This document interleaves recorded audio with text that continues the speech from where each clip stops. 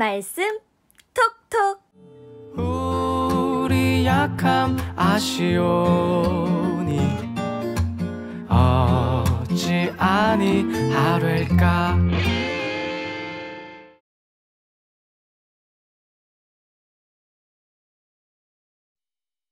제19장. 예수께서 이 말씀을 마치시고 갈릴리를 떠나 요단강 건너 유대 지경에 이르시니 큰 무리가 따르거늘 예수께서 거기서 그들의 병을 고치시더라. 바리새인들이 예수께 나와 그를 시험하여 사람이 어떤 이유가 있으면 그 아내를 버리는 것이 옳으니까. 사람을 지으신 이가 본래 그들을 남자와 여자로 지으시고 말씀하시기를 그러므로 사람이 그 부모를 떠나서 아내에게 합하여 그 둘이 한 몸이 될지니라 하신 것을 읽지 못하였느냐. 그런즉 이제 둘이 아니요 한 몸이니 그러므로 하나님이 짝져 주신 것을 사람이 나누지 못할지니라. 그러면 어찌하여 모세는 이혼 증서를 주어서 버리라 명하였나이까? 모세가 너희 마음의 완악함 때문에 아내 버림을 허락하였거니와 본래는 그렇지 아니하니라. 내가 너희에게 말하노니 누구든지 음행한 이유 외에 아내를 버리고 다른 데 장가드는 자는 간음함이니라. 제자들이 이르되 만일 사람이 아내에게 이같이 할진대 장가들지 않는 것이 좋겠나이다. 사람마다 이 말을 받지 못하고 오직 타고난 자라야 할지니라. 어머니의 태로부터 된 고자도 있고 사람이 만든 고자도 있고 천국을 위하여 스스로 된 고자도 있도다.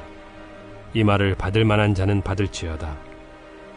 그때 사람들이 예수께서 안수하고 기도해 주심을 바라고 어린아이들을 데리고 오매 제자들이 꾸짖거늘 어린아이들을 용납하고 내게 오는 것을 금하지 말라. 천국이 이런 사람의 것이니라. 그들에게 안수하시고 거기를 떠나시니라. 어떤 사람이 주께 와서 이르되 선생님이여, 내가 무슨 선한 일을 하여야 영생을 얻으리이까? 어찌하여 선한 일을 내게 묻느냐. 선한 이는 오직 한 분이시니라. 내가 생명에 들어가려면 계명들을 지키라. 어느 계명이오니이까?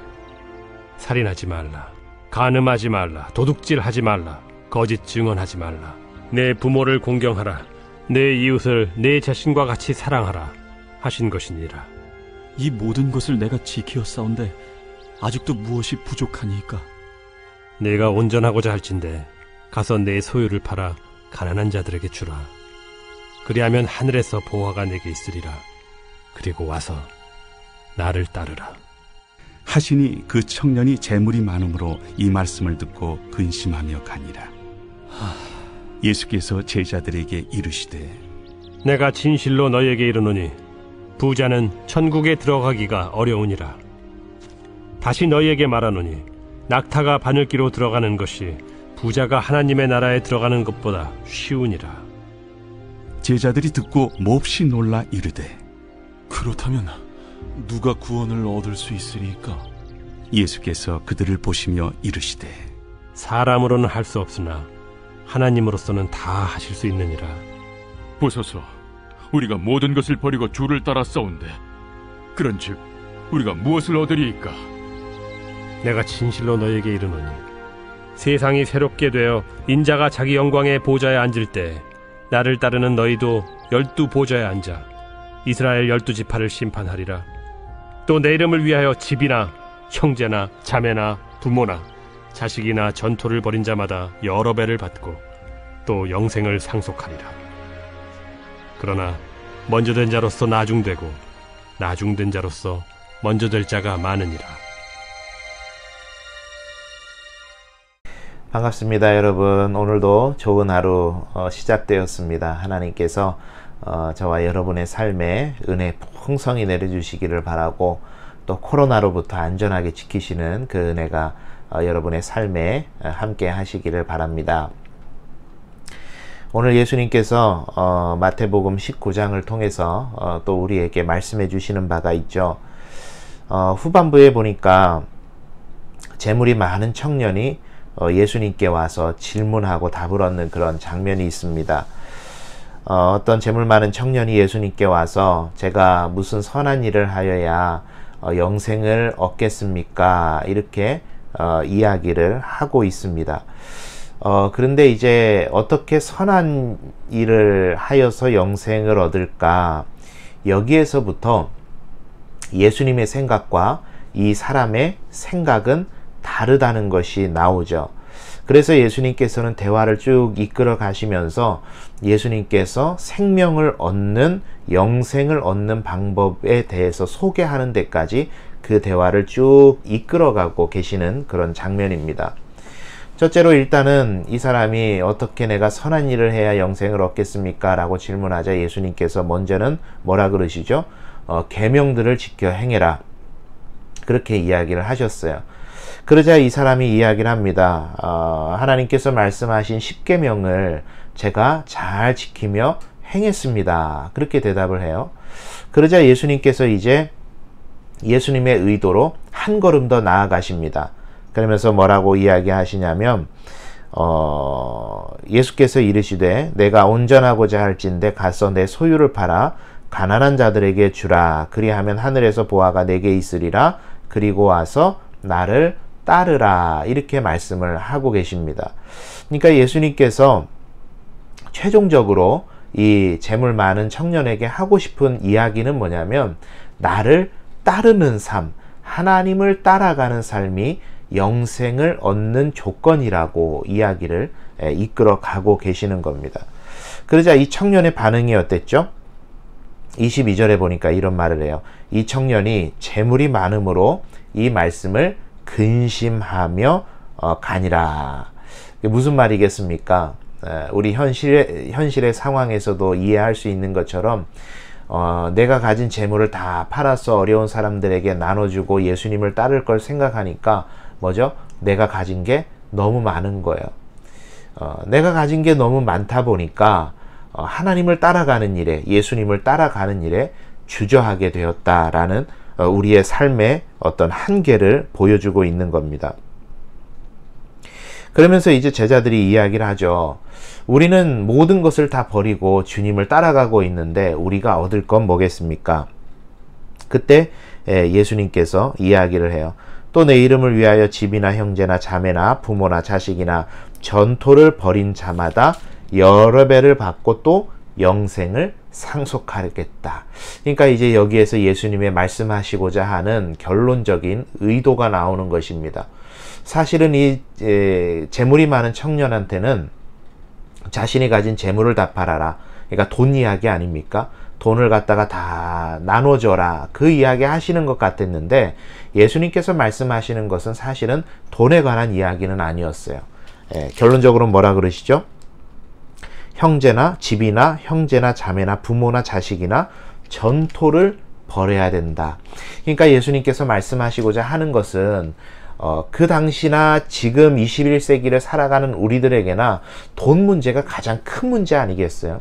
그래서 돈이라고 하는 어떤 매개체를 이용해서 설명을 시작하신 것이지 예수님 하시고자 하는 이야기는 돈 문제가 아닙니다. 무슨 문제죠? 우리 삶의 우선순위가 어디 있는지에 관해서 물어보시는 겁니다. 우리가 하나님을 섬긴다, 예수님을 섬긴다 말은 많이 하지만 여전히 세상의 물질적인 가치관이라든지 내가 가진 어떤 생각이라든지 경험이라든지 내가 가진 가치관으로부터 우리가 자유하지 못할 때가 너무 많다라는 이야기예요.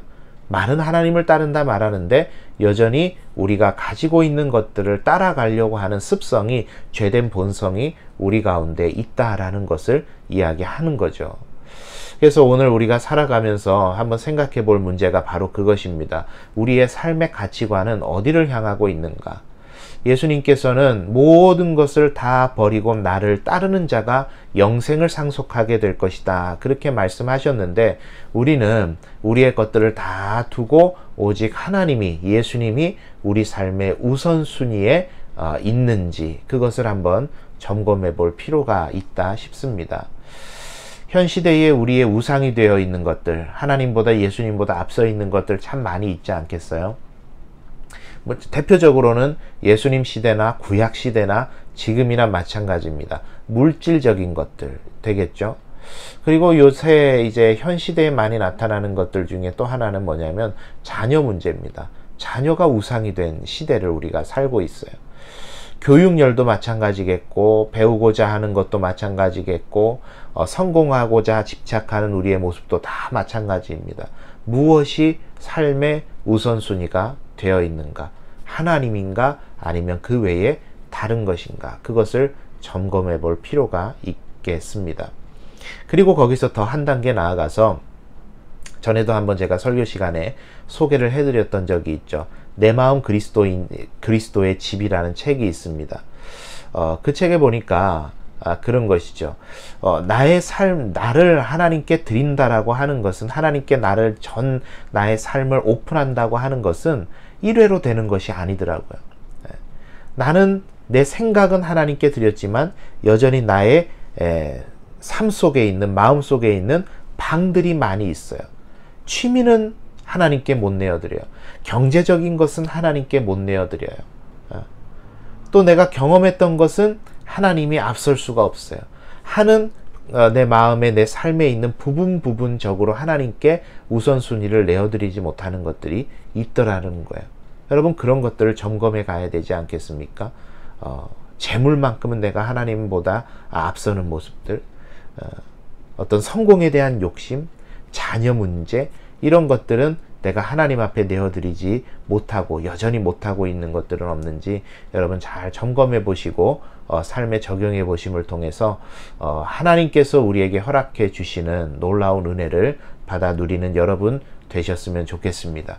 그래서 재물 많은 청년처럼 근심하며 고민하며 하나님을 떠나가는 삶이 아니라, 그 모든 것들을 하나님께 내어드리고 하나님께서 내 삶을 온전히 다스려 주시기를 간구하는 모습으로 하나님과 동행하며 오늘 하루도 승리의 삶을 살아가시는 우리 모든 성도님들이 다 되시기를 바랍니다.